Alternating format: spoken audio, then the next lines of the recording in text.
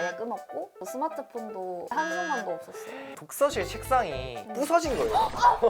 책을 올려가지고 어쩔 수 없이 다 버려가지고.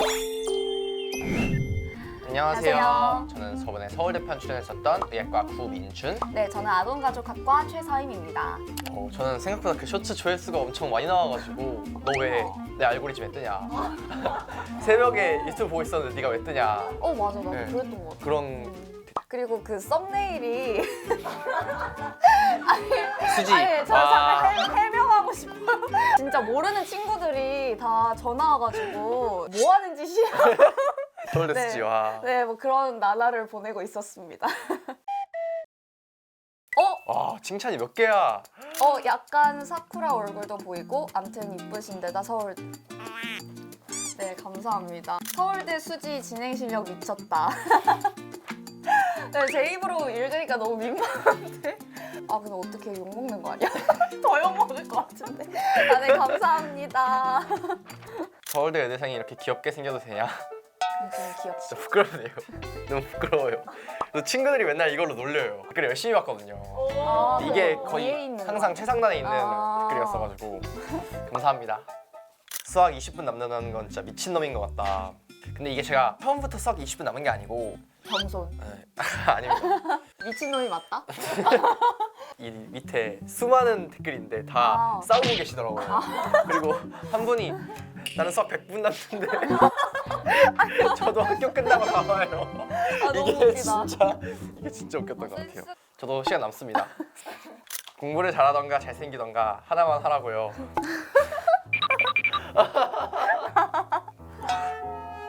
너무 부끄럽네요.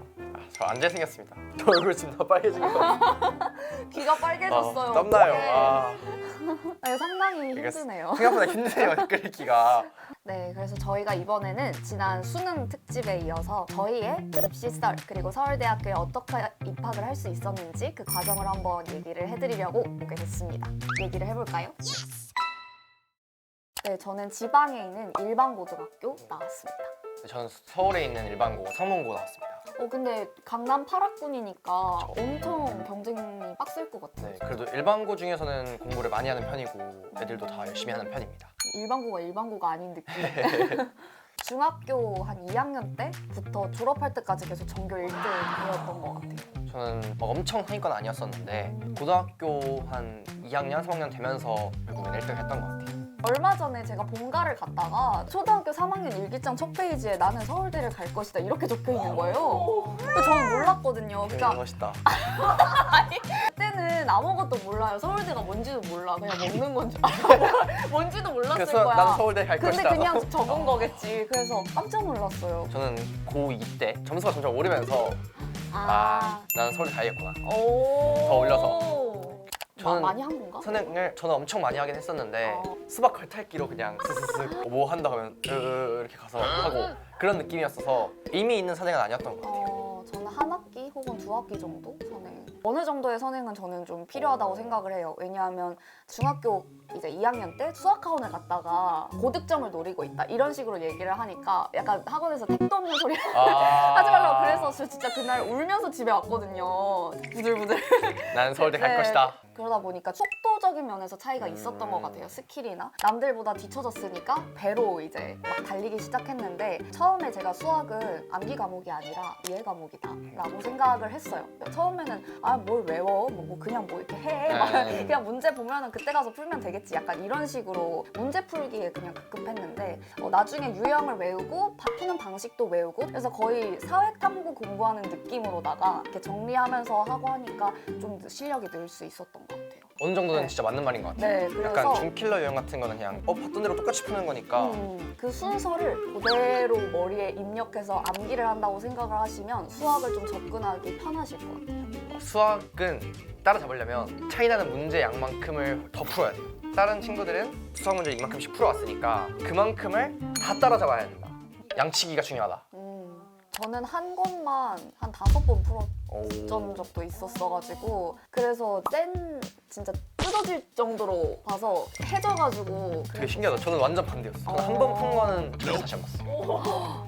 완벽하게 마스터. 그러니까 그게 아니라 다시 풀면 이미 풀었던 거니까 별로 느낌이 안 나잖아요. 하나 풀고 버리고 이런 식으로 어. 많이 했던 것 같아요. 사람마다 되게 공부를 잘하는 것 같아요. 신기하다. 진짜요? 와 미쳤다. 블랙라벨 이걸 하루에 이틀에 하루에 한 번에 풀어. 블랙라벨은 이틀 못 풀지만 네, 그럼 민주님은 제일 취약했던 과목이 어떤 거였나요? 저는 국어, 영어 하고 이런 암기 과목들 때문에 300명 중에 거의 90등? 다른 과목 하나씩 도장깨기를 하면서 와, 성적 올려가지고 어느새 보니까 1등이 되어 있었던 것 같아요. 와 89등을.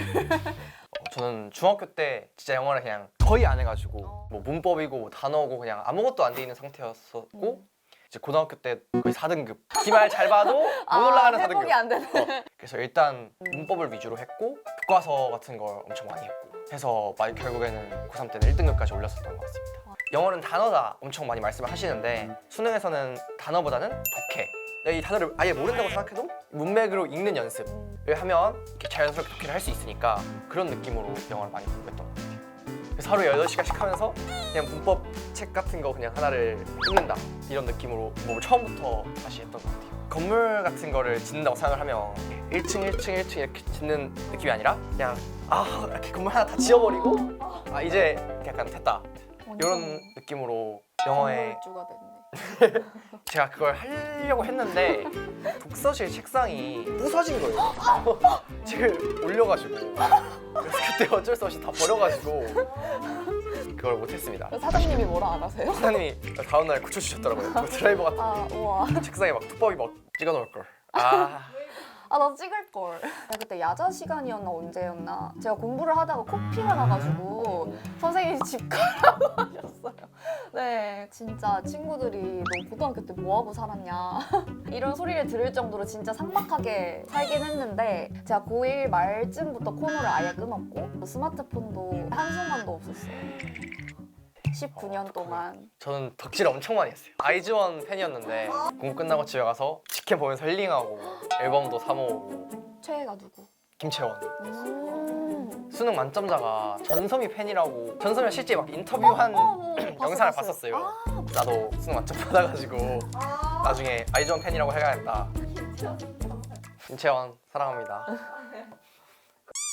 처음에 고등학교 때는 막 의대를 애초에 생각도 못하는 점수였으니까 컴공을 목표로 했었고 네 코딩 지금도 우와. 계속 공부하고 있고 언젠가 의대 가서도 쓸 일이 있지 않을까 생각을 해서 지금도 계속 공부를 하고 있습니다. 저는 초등학교 3학년 때부터 꿈이 쭉 연기자였던 것 같아요. 일단 제가 지방에 살았어서 뭐 연기 관련된 그런 학원이나 그런 게 많이 없기도 했었고 가고 싶었던 과들이 주로 이제 인간을 배우는 심리학과나 인류학과 멋있다. 6개를 써서 반토막 3개를 합격했습니다. 저는 6개 중에 4개만 썼어요. 스카이하고 연수대 논술 하나 더. 근데 이제 수능을 봐가지고 점수 잘 나오니까 와. 그 뒤에 다 면접 안 가고 서울대 3개에 써서 3개 다 붙었어요, 정시는. 수능에서 일어날 수 있는 모든 변수를 다 생각해보자. 예를 들어 갑자기 누가 다 부르면서 학교를 달려간다거나 다리 떠는 빌런이 있다 그러면 이렇게 딴 데 보고 그걸 혼자서 이렇게 생각을 하고 만약에 실제로 다리 떠는 빌런이 나왔다? 하면 오케이 계획대로 되고 있어. 도르마무급이네요. 근데 제가 수능 당일날 화장실 변기가 넘친 거예요. 그거는 생각도 해본 적이 없어가지고 약간 화장실 언제 가는지 다 생각했었어요. 그 한국사 뒤에 과학탐구를 보는데 그 한국사 뒤에 탐이 5분이에요. 그때 다 화장실을 가가지고 한국사 시험 중간에 한국사는 시간이 남으니까 그때 그냥 손 들고 갔다 오는 이런 약간 연습을 좀 많이 해보는 경험이 되게 도움이 됐던 것 같아요. 저희 과 아동가족학과는 일단은 말 그대로 아동학, 그리고 가족학, 노년학까지 3가지 학문을 배우는 과고요. 일단 인간에 대해서 배우는 거잖아요. 저희는 막 과목 이름이 가족 스트레스와 대처법 뭐 이런 거예요. 저처럼 이렇게 인간에 대해 관심이 많으신 분들이라면 아동가족학과. 저희 의학과는 사람을 살리고 치료하고 어떤 학생이 와야 되는 과라기보다는 어떤 학생들은 힘든 과인 것 같아요. 생각보다 그 사명감이 되게 중요한 것 같아요. 왜냐면 공부를 엄청 오래 해야 되고 인턴 내지 이런 기간도 길다 보니까 사람들을 살려야지라는 사명감이 없으면 그걸 버텨내기가 좀 힘들다고 그러더라고요. 그래서 그런 사명이 깊은 학생들이 확실히 의대에 오는 게 맞다고 생각합니다. 아니요. 잔소리 절대 비껴나갈 수 없어요. 저희 어머니 성에 안 차시나 봐요. 꼬라지가 방청소. 왜 그런 거. 이러냐고 이제 하는 소리 들었고. 저는 잔소리는 거의 풀패스였는데 잔소리보다 약간 오히려 붙었으니까 사촌 동생 있으면 얘 좀 뭐 어떻게 해와라. 그 동생도 부담스럽고 나도 부담스럽고 약간 그래서 오히려 잔소리보다는 약간 그런 게 많은 것 같아요. 뭐만 하면 역시 서울대야 돼.